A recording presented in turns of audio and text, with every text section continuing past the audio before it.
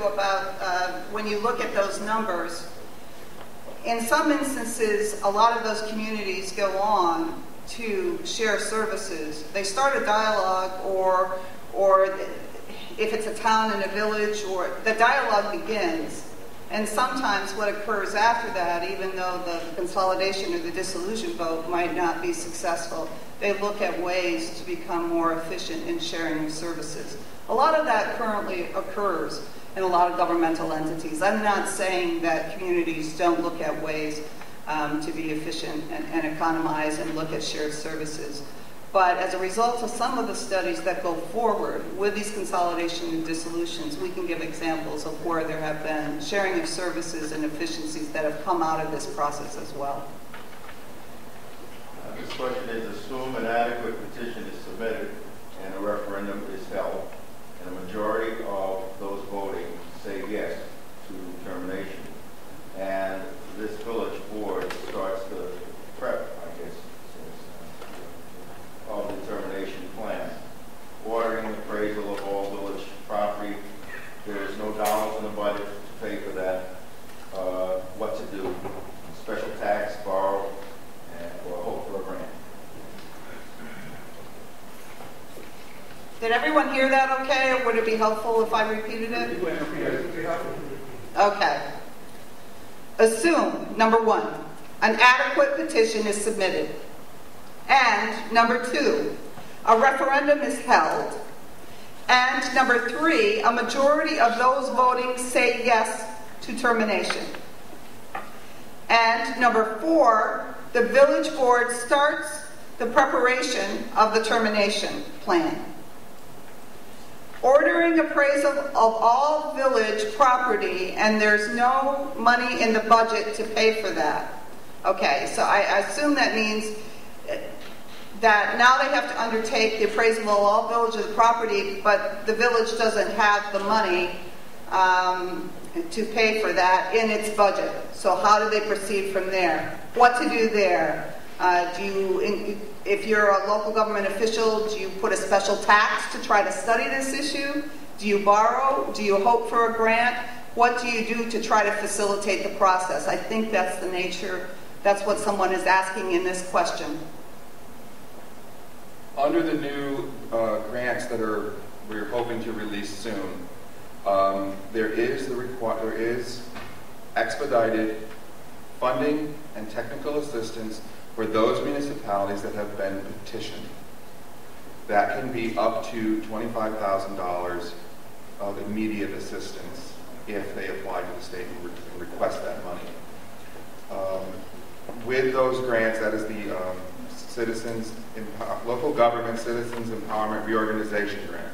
It's a mouthful, excuse me. With those grants, they are allowed $25,000 expedited assistance. A total, including that $25,000, of $50,000 to create their plan or provide information to the public. Now, again, this money can be given out before the vote if they ask for it fast enough when we release them. So you may be able to provide information to the public prior to voting. And there is also, with that grant, in addition to the $50,000 total of planning monies, there's up to $50,000 for actual implementation of a dissolution plan or consolidation plan. So that money is available. They will have to apply for it. If they do need to borrow the funds for some reason, that does become village debt and will be transferred with all the other assets if the village were to dissolve to the town, but a debt is still paid by the original village residents, normally in a plan.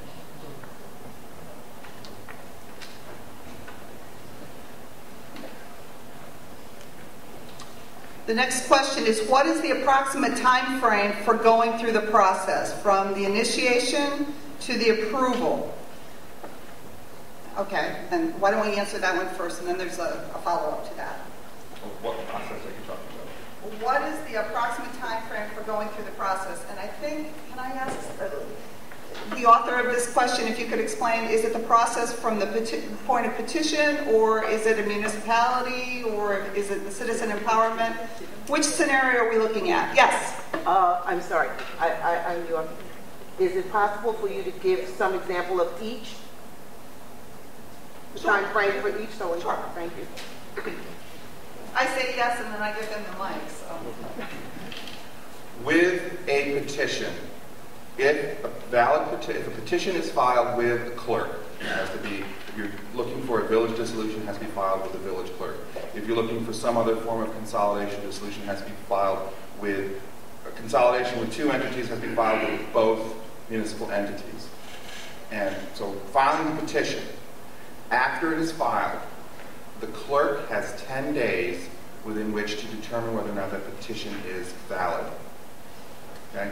Once the petition is deemed valid, the board, the governing board, must meet within 30 days.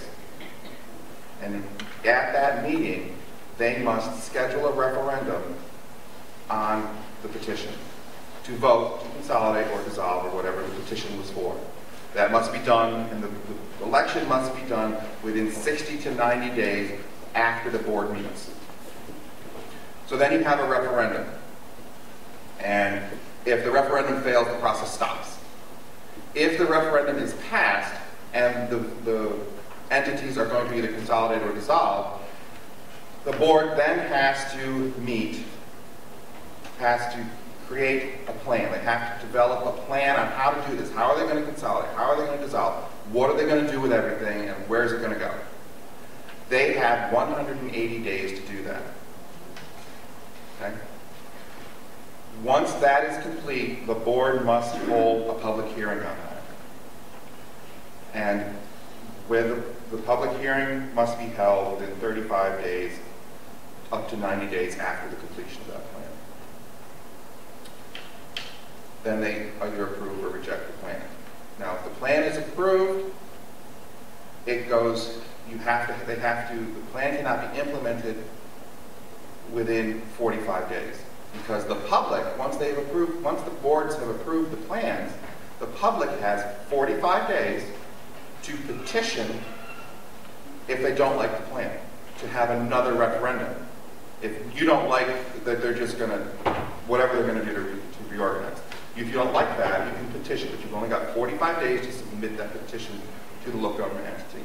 How many signatures do you need for that?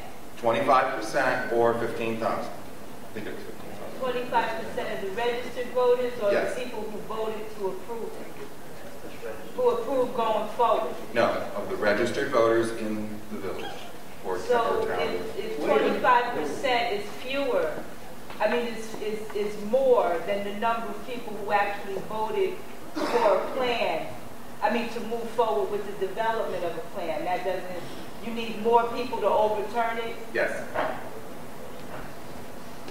That's the way the law is written. So you vote It's to do something. regardless of whether it's a village, a town, or whatever. You have a follow-up If there's a with that special. particular issue? Yeah, evidently, since you're taking questions off the floor. Well, I haven't been, because I'm not Okay, getting all valid. right. Just curious, the petition process. How long is the petition process? Currently, it can take as long as it takes to get the signatures. So even if somebody signed it 2 years ago and they no longer live here? Well, if they no longer live here, that would be a reason to invalidate that particular signature. They still have, when that petition is filed, they have to be a registered voter. Okay, thank you.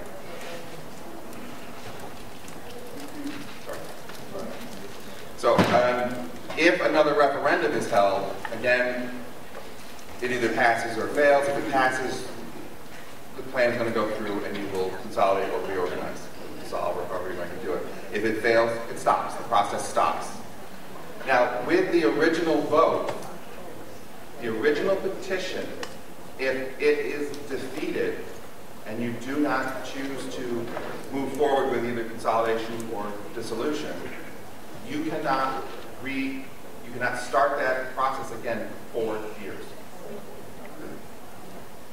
So if you have a vote, the original vote, after the original petition is filed, if that vote is no, we don't want to do this, another petition for that exact same thing cannot be filed for